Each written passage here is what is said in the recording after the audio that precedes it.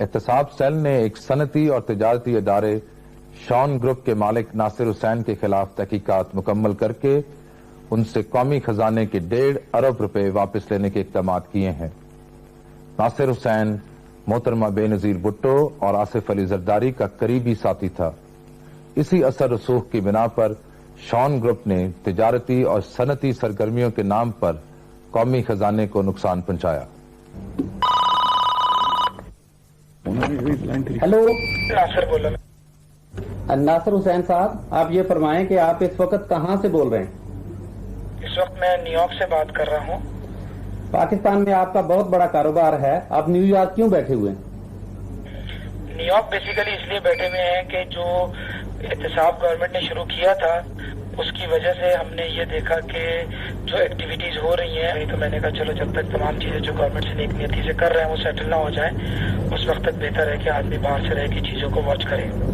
آپ کے ذمے حکومت کے کتنے واجبات ہیں جو آپ نے قرضوں اور دوسری مراعات کے سلسلے میں حاصل کیے؟ جو بھی قرضے ہیں ٹوٹل وہ ہمارے میرے خیال سے 130 کروڑ روپے کے بنتے ہیں۔ ناصر حسین اور شان گروپ کے واجبات کی رقم محتاط اندازے کے مطابق 200 کروڑ روپے کے لگ بھگ ہے۔ یہ رقوم کس طرح حاصل کی گئی، کہاں خرچ ہوئی اور اس کے پس پشت کردار کون تھے، یہ ایک دلچسپ داستان ہے۔ ناصر حسین نے پرائیویٹائزیشن کمیشن سے بولی دے کر نیشنل فائبرز لمیٹڈ 76 کروڑ روپے میں خریدی۔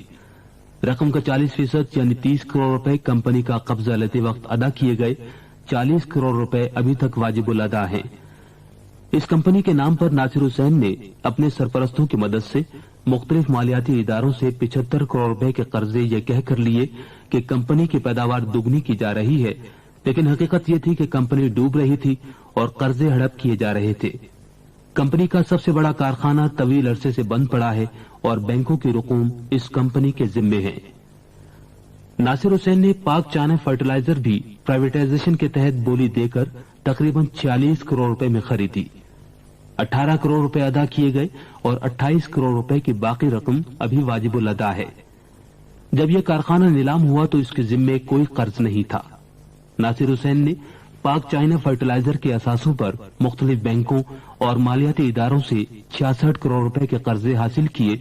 ان میں سے 63 کروڑ روپے کی رقم خرد برد کر لی گئی اور نوبت یہاں تک آ گئی کہ 3 کروڑ روپے کے بجلی کے بل ادا نہ ہونے کی وجہ سے کارخانے کی بجلی کٹ گئی۔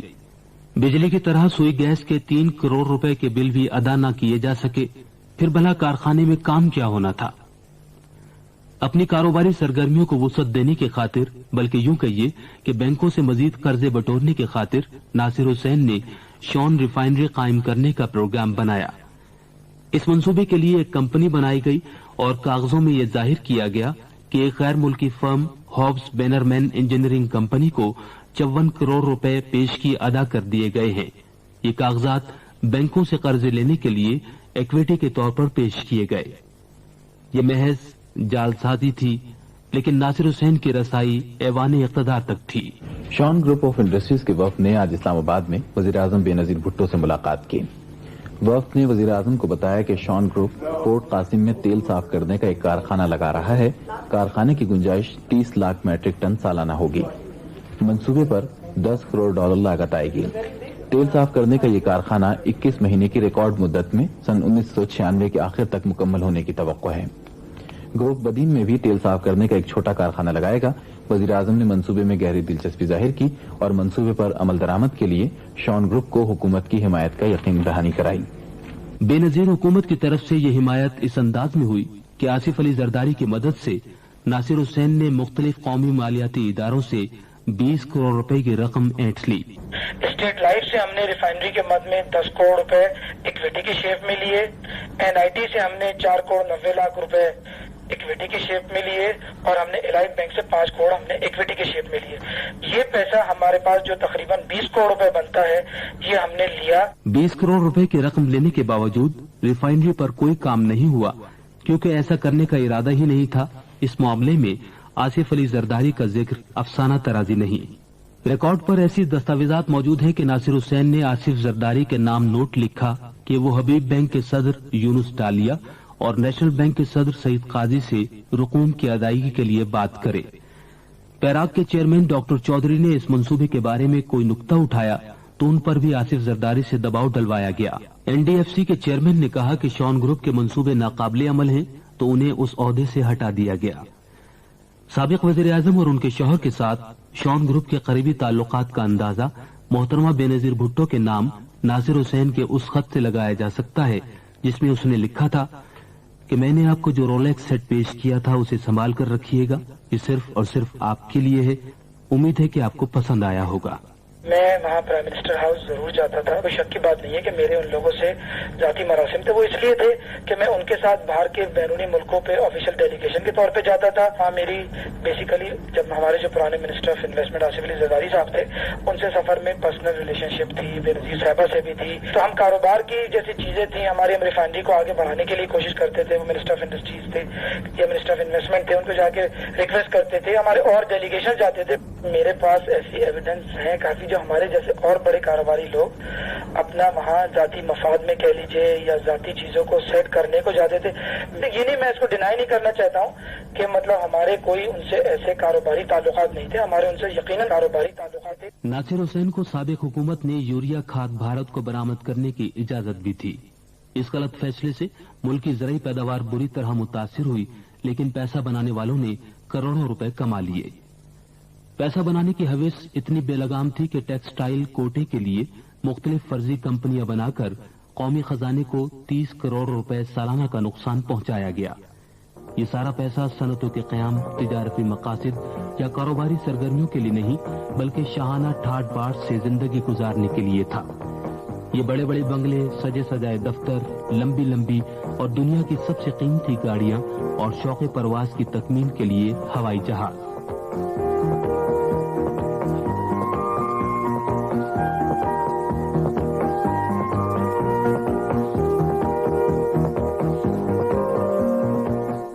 शॉन ग्रुप के इन मामलात पर एहतसाब सेल ने हाथ डाला तो नासिर हुसैन ने कानून की तपिश महसूस की और उसने अपनी गलतियों का एतराफ कर लिया।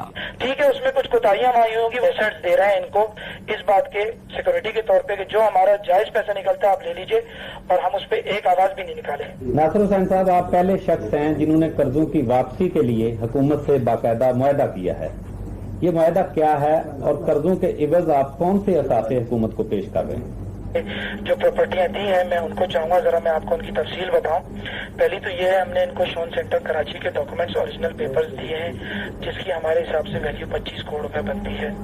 उसके बाद हमने इनको 200 एकड़ जो पोर्ट कासिम पे हमारी प्राइम लैंड है रिफाइनरी की, हमारी उसकी हमारे हिसाब से 30 करोड़ रुपए वैल्यू बनती है, गवर्नमेंट के हिसाब से 20 करोड़ बनती है। उसके बाद हमने इनको शॉन सेक्टर लाहौर जो हमारा है उनके पेपर जमाना अमानत और सिक्योरिटी के तौर पे दिए हैं, उसकी हमारे हिसाब से 10 करोड़ रुपए वैल्यू बनती है।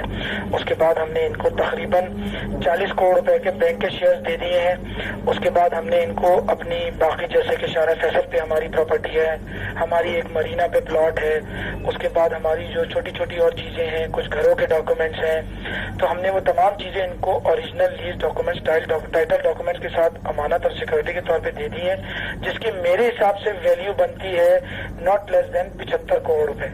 इसमें शॉन बैंक के शेयर की वैल्यू शामिल नहीं है। अगर शॉन बैंक के शेयर की वैल्यू भी डालते हैं तो ये सारा टोटल 110-115 करोड़ रुपए बन जाता है। तो ये सारी चीजें हमने दे दी है इनको और हमने इनको ये भी अंडर द एग्रीमेंट एग्री किया है कि जब ये ऑडिटर ये फिगर को वेरीफाई कर देगा तो हमने गवर्नमेंट को कहा हम और ये दोनों साथ मिलके इसका एक म्यूचुअली कोई प्रोसीजर बना लेंगे और बेच के इन तमाम चीजों को हम हुकूमत के खजाने में जमा करा देंगे और हुकूमत इससे हमारी जो भी जायज कर्जात हैं उनको एडजस्ट कर देगी। इनको जो तमाम प्रॉपर्टी के डॉक्यूमेंट्स दिए हैं जो कि लीज डॉक्यूमेंट्स वगैरह रहती है, मेरे हिसाब से उसकी वैल्यू तकरीबन 75 करोड़ रुपए बनती है।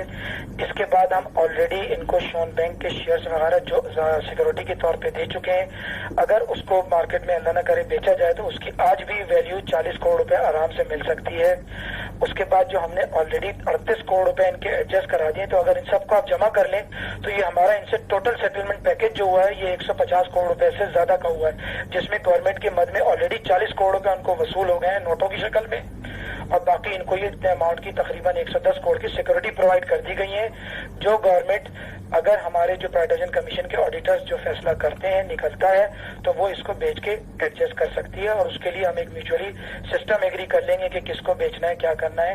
گورنمنٹ نے یہ ہم سے اس طرح سے ہم نے اس کو فائنل کیا ہے۔ میں اس کو یقین دلانا چاہتا ہوں کہ یہ اگر گورنمنٹ کی اس سیٹلمنٹ اور اس ایگریمنٹ کرنے میں نیت جو کہ مجھے لگتا ہے بالکل ٹھیک ہے، تو یہ اس طرح کے ایگریمنٹ تو میں اپنے اور دوسرے کاروباری بھائیوں کو بھی ایڈوائز کروں گا کہ وہ آگے بڑھیں اور حکومت کے قرضے کم کریں۔ موجودہ حکومت کی اولین ترجیح یہ ہے کہ ملکی معیشت بحال ہو اور لوٹی ہوئی دولت واپس لائی جائے۔ احتساب سیل کی مؤثر کارروائی کی بدولت ناصر حسین تقریباً 1.5 ارب روپے کی رقم جمع کرانے پر رضامند ہو گیا ہے۔ اگر دوسرے نادہندگان بھی اپنی غلطی کا احساس کریں اور قومی خزانے کی رقم واپس کر دیں تو وہ قانون کی گرفت سے بچ سکیں گے، ورنہ انہیں عدالتوں سے عبرتناک سزا ملے گی۔